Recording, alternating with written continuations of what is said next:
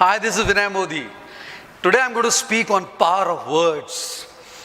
I strongly believe that your understanding of universe, society and yourself is largely determined by the vocabulary that you have. Yes, it means a lot to have rich vocabulary because that actually enhances the way you look at life, your universe. There are 4 aspects that I'm going to touch today. The first is, why is it important for all of us to have strong vocabulary? Second question, which is very, very critical, what's a good word? What does it mean to know, understand and learn words? Third, can we slot words? Can we categorize words? Do we have a category of vocabulary? Fourth, if first 3 are important, then how do we propose to build our vocabulary for life, not for a particular course, but for life? Let's look at the first aspect. Why is it important for us to be good at words? As they say, a word learned is an idea cultivated. Yes, first and foremost reason that we need to really create or work hard on vocabulary is because words can instill more ideas in us and it can make us more creative. Take example of any word.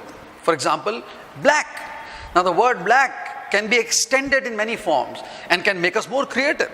Black magic. Yeah? Black and white, racial discrimination. Black marketing. Black money. Yeah? So you look at black and you see so many extensions. You become more creative. Zero hour in parliament. Zero-based budgeting. Zeroing onto something. Ground zero. Zero defect solution. You become more creative. You suddenly are rich, powerful. That's one reason that one should be good at vocabulary. One should really put in the effort. Second reason, as I told you, it's very important for young people, for people who are preparing for competitive exam, people who are in professional arena, corporate world, to be good at words, because that makes them more effective. And I can assure you, any competitive exam that you actually are getting into, or you're preparing for, or you want your kids to prepare for in future, vocabulary is going to be a hygiene factor. You cannot crack any competitive exam unless you have strong command over vocabulary. Period. That's about it. Third reason that one should really be working on vocabulary is because when you actually grow as an individual, you will get so many opportunities to come across situations where one needs to possibly celebrate and influence other people by sharing ideas. Your interpersonal skills really will matter a lot. You will have to influence people. You don't have to just inform them. Even, for example, welcoming somebody. We'll end up saying, I welcome you. It's a great opportunity. Good. But when you say, I welcome you all, it's an august gathering.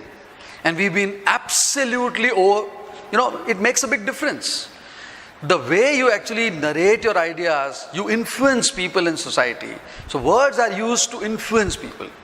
Next, words are critical because when you are amazingly good at words, you can actually create a paradigm shift in the way you share an idea or you sell a story, because you can easily switch.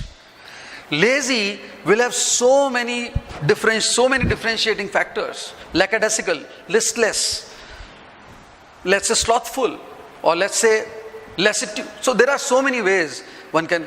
Let's take example of a word called lazy. Yeah? Lazy means lackadaisical, listless, enervated, slothful, torporish. Now one needs to find context and switch over.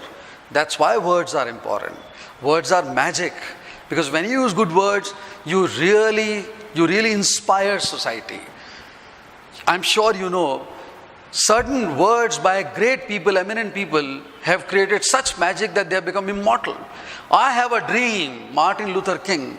People have not forgotten his personality because of the sentence that he used. John F. Kennedy said, it doesn't matter what your country can do for you, but what matters is what you can do for your country. Magical words, because vocabulary makes you more confident. That's why words are important. But the golden question is, what's the good word?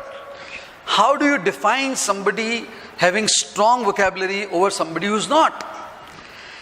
Now, that's where I would like to break a myth, which is numbers. People are driven by numbers.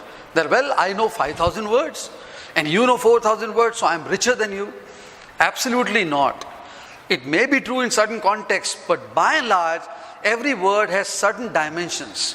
The real problem starts when we individuals, or we as an individual, start working towards building our vocabulary, and we are limiting ourselves to the idea of knowing the meaning of the word. Now that's just one part of it. It will limit you because it will never be used judiciously. Word has several dimensions, and these dimensions have to be understood very critically. Every word will have 4 to 5 dimensions, and that's what make a word a composite unit. The first and foremost aspect is that of pronunciation. Yes, it's pretty important for individuals to understand that if you use a good word, you've got to be impeccable in pronouncing it properly. So CHIC, if you use the word, you have to know that chic, somebody's chic presence can ignite passion. Pronunciation plays a vital role. Yeah, you've got to work on learning as to how great people use those words, how they pronounce. So that's first part.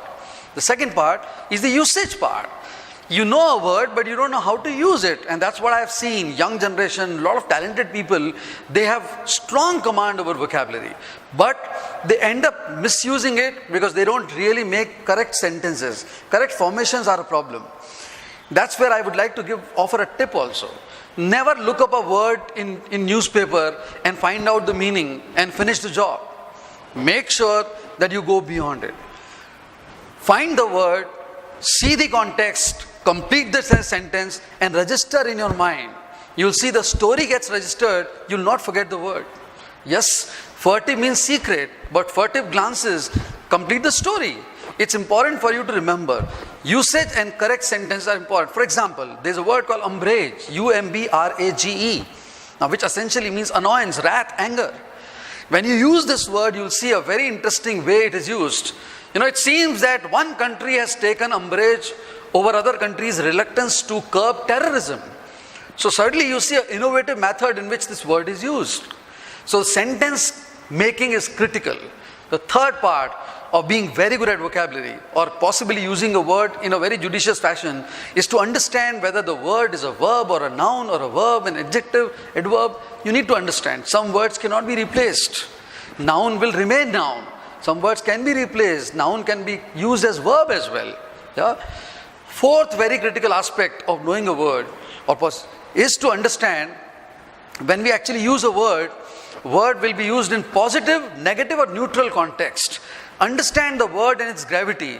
Benevolence as a word will always have positive connotation. Some words like monster will have negative connotation.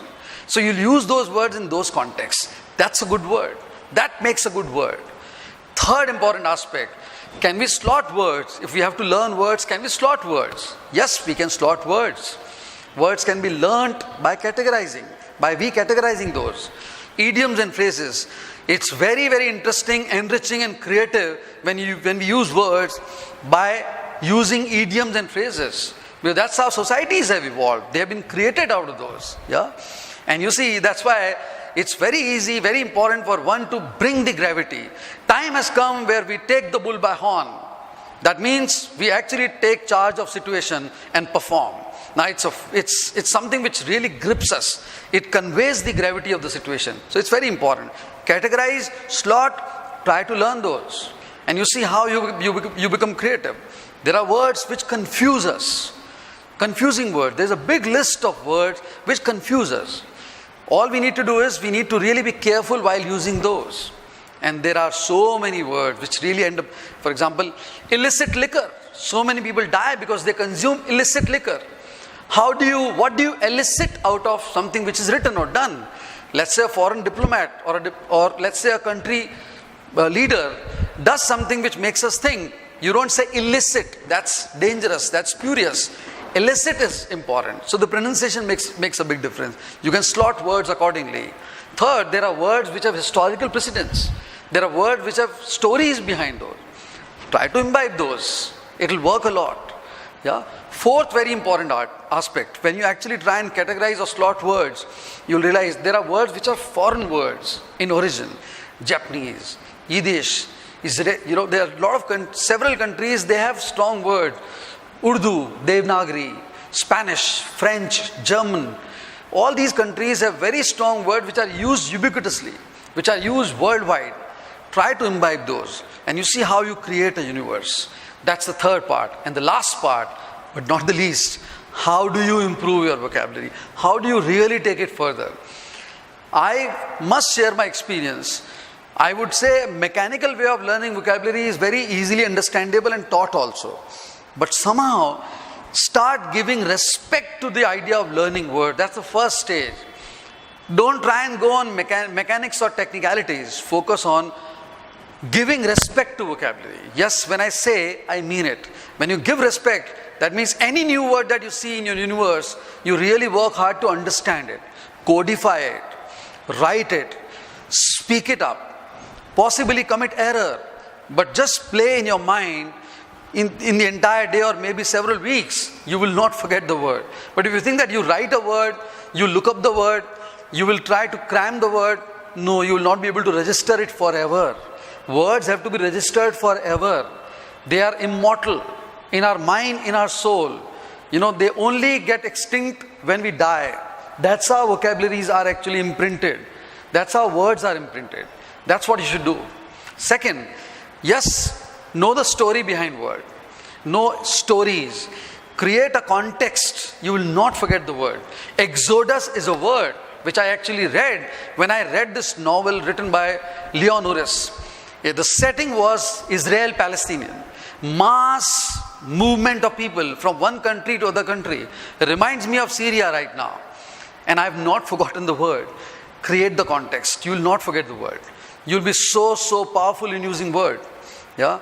Third, don't try to learn words alphabetically. That's my way of looking at it. Some people might disagree because words have to be very spontaneous, dynamic. If you actually have very predictable way of learning vocabulary, I'm sure you will not be able to register it very well. So try to slot, try to possibly use different themes. You'll see it really works well. There are so many ways you can do it. In my next session, I would like to take the idea further and possibly make you learn more words, come up with different ideas and share more experiences. As I told you earlier, do write, do interact with me and do respond to what I'm actually uploading. All I'm trying to do is to share my experience of so many years in terms of learning words, sharing ideas. Thank you so much. Enjoy.